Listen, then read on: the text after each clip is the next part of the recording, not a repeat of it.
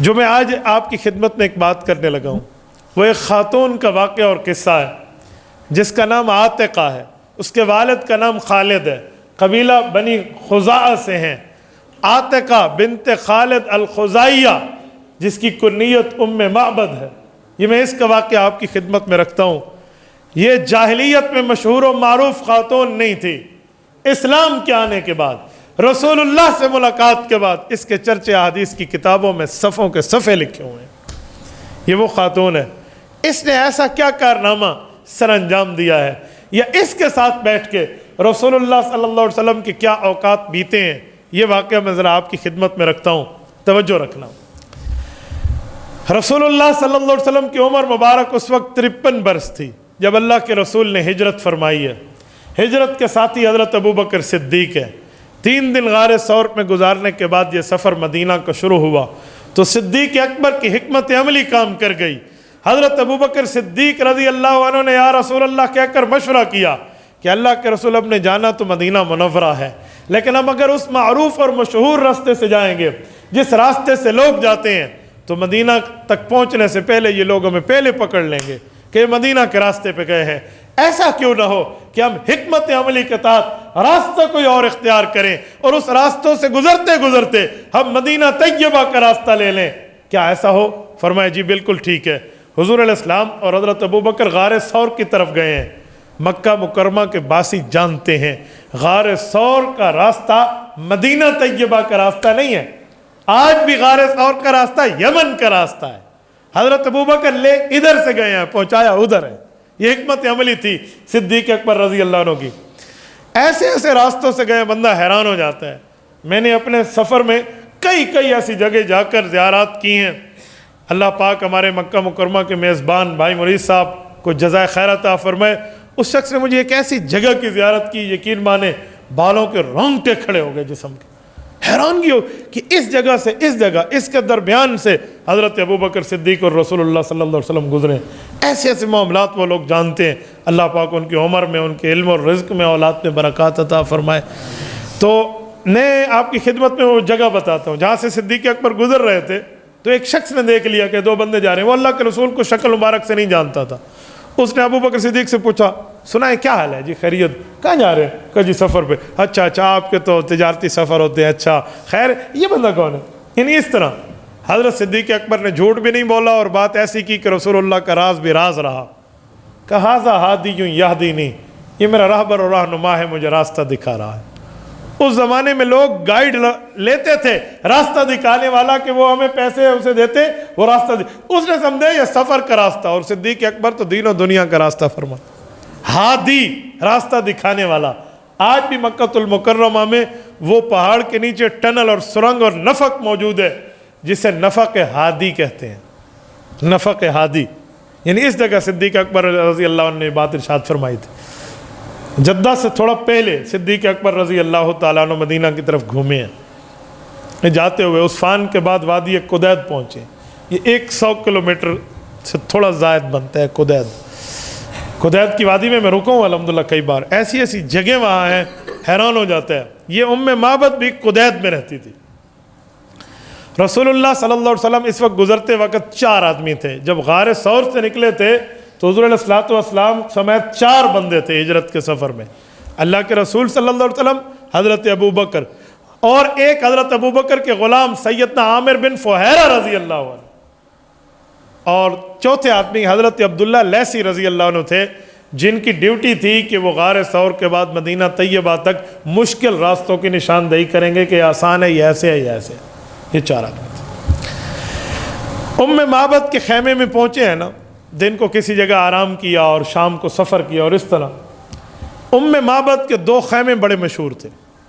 یہاں لوگ رکتے تھے، یہ ان کی ضیافت کیا کرتی تھی، ان کی مہمان نوازی کیا کرتی تھی. ام معبد اور اس کا خیمہ. معبد کہتے ہیں عبادت کی جگہ. ام معبد یہ عبادت کی جگہ کی گویا نگران تھی. نام اس کا عاتقہ ہے. اتفاق اس کے پاس بکریوں کا ایک ریوڑ ہوتا، باقی جانور ہوتے. جب رسول اللہ صلی اللہ علیہ وسلم گئے ہیں تو گھر میں مہمان نوازی کے لیے اس کے پاس کچھ بھی نہیں تھا. جو خاوند ہے ابو معبد وہ بھی کسی جگہ کام پہ گیا ہوا ہے. اور جو بکریاں ہیں وہ گڈریا گیا ہوا ہے چرانے کے لیے، جو باقی جانور ہیں اس کو ادھر ادھر لگایا ہوا ہے، گھر میں مہمان نوازی کے لیے پانی کے سوا کچھ نہیں۔ ایک بکری تھی جو بالکل لاغر ٹھہری تھی اور ایک کونے میں ٹھہری تھی، اسی لیے ٹھہری تھی کہ یہ چلنے کے قابل نہیں ہے کہ وہ اس کے ساتھ ریوڑ کے ساتھ جائے اور چر کے آئے۔ یہ 4 حضرات جہاں پہنچے ہیں اور اس نے عزت احترام کیا، اس نے دیکھا حضرت ابوبکر صدیق کے تو چرچے تھے ہر جگہ کہ یہ مکہ مکرمہ کا بہت بڑا تاجر ہے۔ اس نے جب رسول اللہ صلی اللہ علیہ وسلم کے چہرے پر نظر ڈالی تو حیران ہو گئی وہ خاتون کہ میرے گھر میں ایسے معزز افراد آئے۔ تو اس نے بڑی لجاجت سے کہا کہ میں آپ کی کیا خدمت کروں، میں آپ کی کوئی خدمت نہیں کر سکتی، اس وقت میں اس پوزیشن میں ہوں، حالانکہ یہاں سے گزرتے ہوئے ہر قافلہ اس بات کا شاہد عدل ہے کہ میں نے ان کی خدمت میں کبھی کوئی کمی نہیں کی، تو میں کیا کر سکتی؟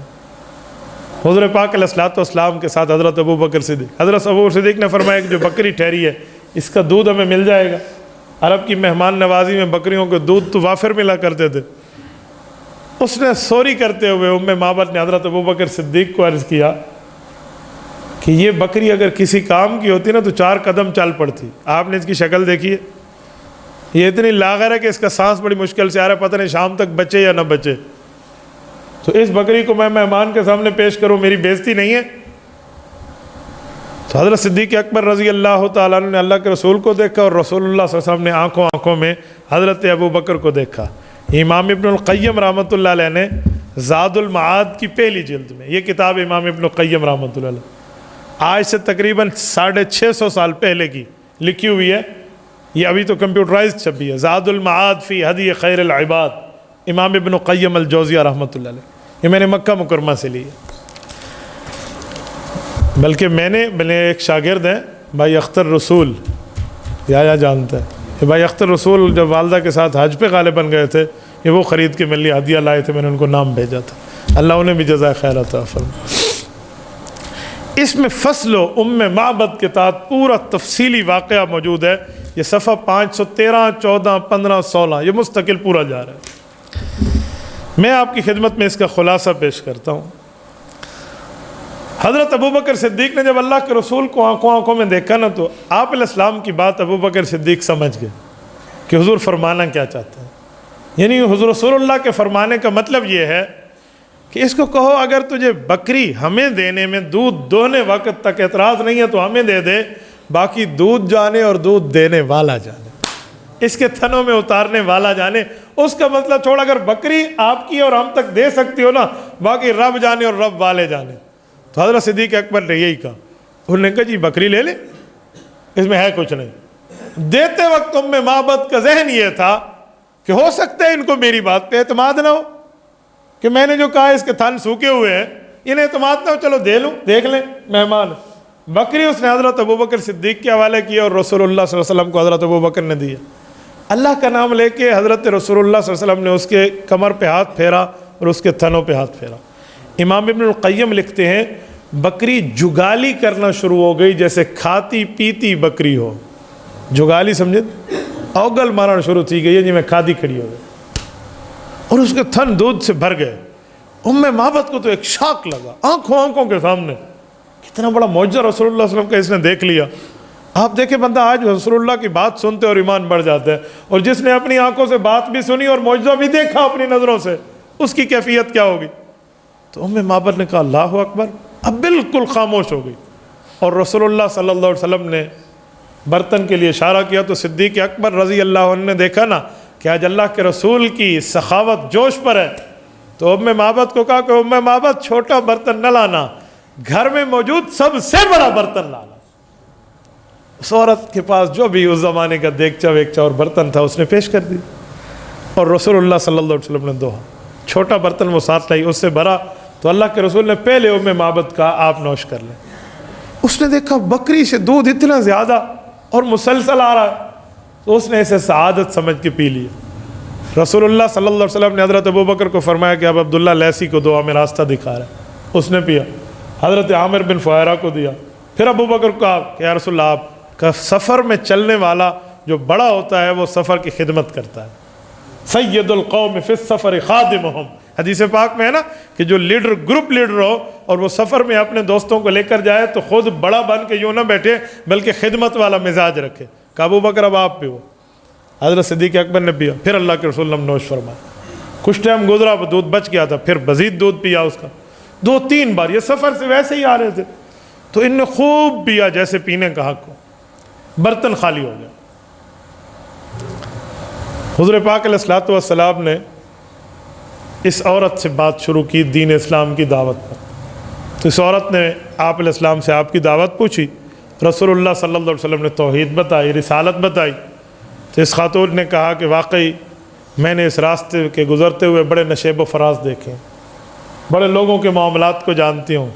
آپ کا چہرہ جھوٹا نہیں ہو سکتا, آپ کی بات غلط نہیں ہو سکتی, آپ کی گفتگو دھوکے بازی نہیں ہو سکتی. میں کتنے ٹائم سے یہ معاملہ دیکھ رہی ہوں, میں نہیں دھوکہ نہیں کھا سکتی.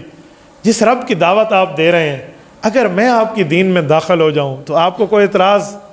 وہ بظاہر سمجھتی تھی شاید ہی مجھے اپنے ہاں داخل نہ کرے. تو رسول اللہ صلی اللہ علیہ وسلم نے گویا یوں فرمایا کہ میری تو کوشش ہے کہ جہنم سے بچ کے جنت کی طرف میرا ہر امتی آ جائے. یا رسول اللہ مجھے کلمہ پڑھا لیں. آپ علیہ الصلوۃ والسلام نے کلمہ پڑھایا, اسے مسلمان کیا, وہ صحابیہ بنی. اللہ کے رسول صلی اللہ علیہ وسلم نے یہاں, اور حضرت ابو بکر نے ان سے پوچھ لیا تھا کہ یہاں گھر کے بڑے, انہوں نے کہا جی میرے خامد ہیں ابو معبد, وہ کام گئے ہوئے ہیں. یہاں ہمارا غلام ہے, وہ بکریاں لے کر گیا ہوا ہے, جانور وہاں ہیں. تو حضور علیہ الصلوۃ والسلام نے فرمایا برتن ایک بار پھر دو. کہا جی کیوں؟ کہا آپ کا خامد بھی تو اسی گھر کا حصہ ہے نا, جس کے گھر میں ہماری مہمان نوازی ہوئی ہے.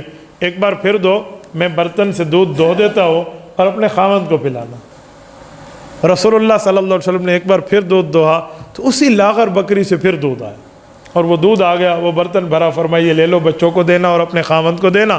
اور بکری کو آپ علیہ الصلوۃ والسلام نے واپس کیا, اس نے جا کر وہاں باندھ لیا. کچھ ٹائم اللہ کے رسول صلی اللہ علیہ وسلم نے یہاں گزارا. خامد اتفاق سے اس دن بہت لیٹ ہوا, یہ انتظار میں تھے لیکن وہ نہ آ سکا ان کی موجودگی میں. تو حضرت صدیق اکبر نے عرض کیا یا رسول اللہ, ہم ویسے ہی دشمنوں کے نرغے سے نکلے ہوئے ہیں, ہمیں اس سے زیادہ دیر یہاں نہیں رکنا چاہیے. اگر آپ کا حکم اور مشورہ ہو تو ہم یہاں سے چل پڑیں. کہ جی ٹھیک ہے. حضور پاک علیہ الصلوۃ والسلام کو لے کر وہ راہبر چل پڑا. حضرت صدیق اکبر بھی ساتھ ہیں, یہ چلے گئے. کچھ ٹائم گزرا, ایک وقت یہ ایک عجیب کیفیت میں خاتون اس عجیب کیفیت سے دوچار تھی کہ کیا ہو گیا یار میری زندگی میں, کوئی اس کی تو زندگی بدل گئی نا. اس کی شخصیت اس سے ملاقات ہوئی ہے جو کائنات میں اکیلا ہے, اس جیسا کوئی نہیں ہے. آج بھی رسول اللہ صلی اللہ علیہ وسلم کے روزے پر اللہ آپ سب کو قبولیت والا سفر فرما دے, اور اللہ آپ کی برکت سے ہمیں بھی لے جائے. تو روزے رسول پہ جب آپ ٹھہریں گے نا, چند فٹ اور چند گز کا فاصلہ ہوگا, تو یقین مانے بندہ اپنی قسمت پہ رشک کرنے لگ جاتا ہے کہ میری قسمت میں اتنا قریب آ گیا اس شخصیت کے جس کے لیے زمین و آسمان بنائے گئے.